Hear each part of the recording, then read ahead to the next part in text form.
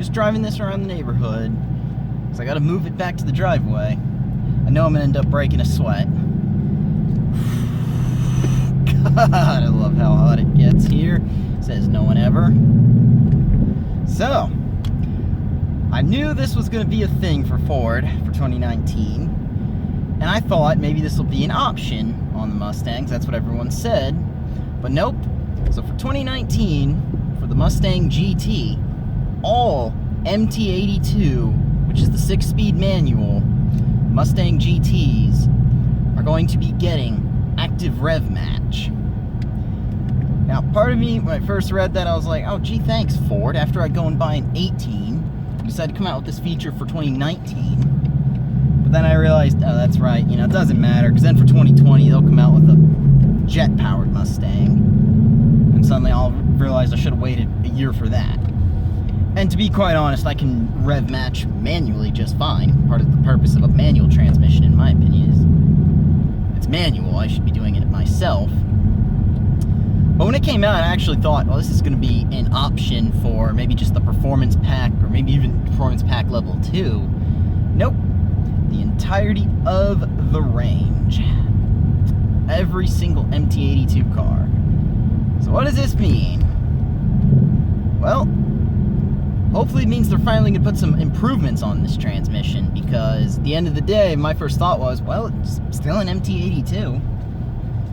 Now, of course, my transmission, I don't know if this is a normal thing or whether mine's just defective, because I've heard mixed opinions on this.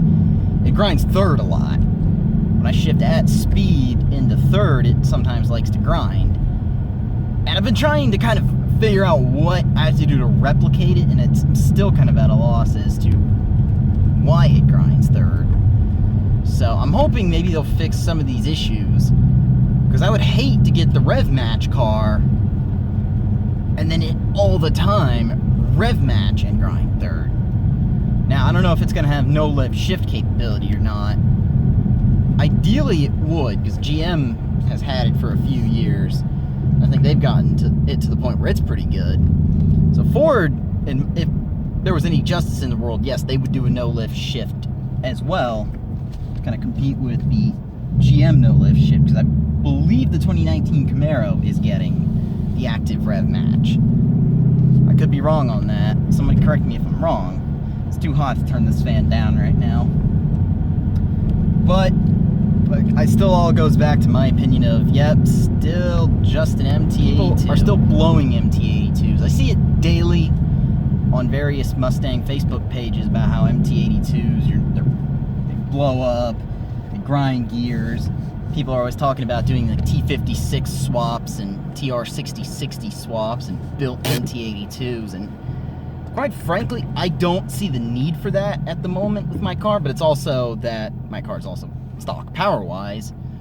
This X-Pipe feels like it added power, but realistically, I don't think it did. Not without, I won't know for sure if I don't put the car in the dyno. But as a video idea, I'm thinking, I'll throw that one out there. I'm thinking about doing that. And of course, these cars in 18s, they're known for breaking shift forks.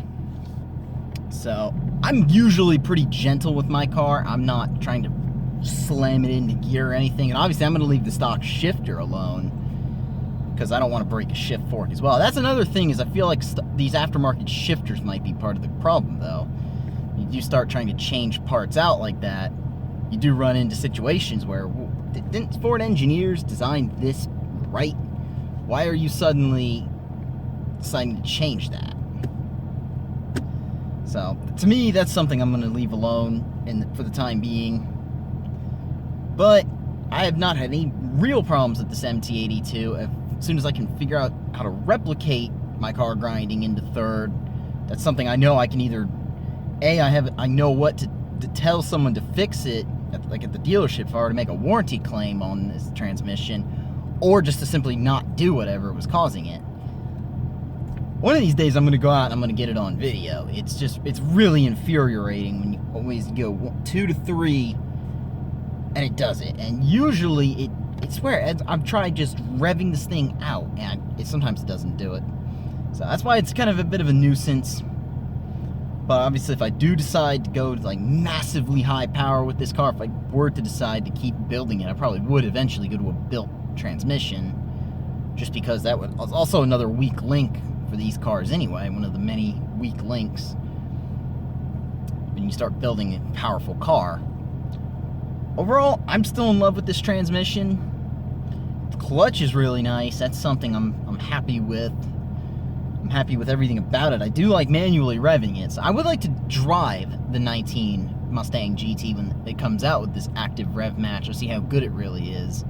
And maybe, who knows, maybe by then they will actually have fixed a lot of these issues. I'm patiently waiting to see if they do a recall on this transmission. I doubt they will unless enough people start complaining.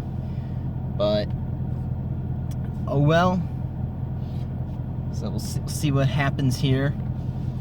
See what I decide to do mod-wise for power on this car. As I end this video.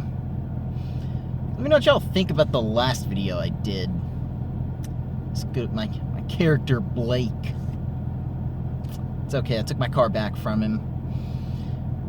Don't want that little hoon destroying this car.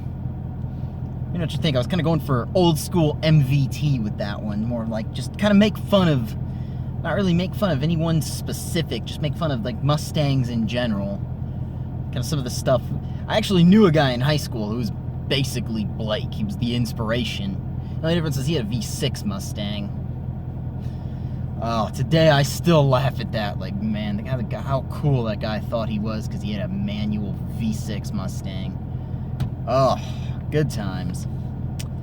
But of course, then again, he was one of the reasons I said when I get this car, I wanted to get a manual.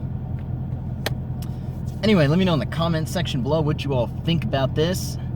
What are y'all's opinions on the MT82? Do you think that this transmission is still kind of a viable option? Do you think this 19 with the active rev match is going to help fix some of the problems, or do you think they should just give up with the MT82 entirely? So let me know what you think about that. If you like this video, go ahead and leave a thumbs up. If you're stopping in for the first time, go ahead and subscribe because we got more Mustang content coming. But anyway, I guess enough rambling. Take care. Have a good day.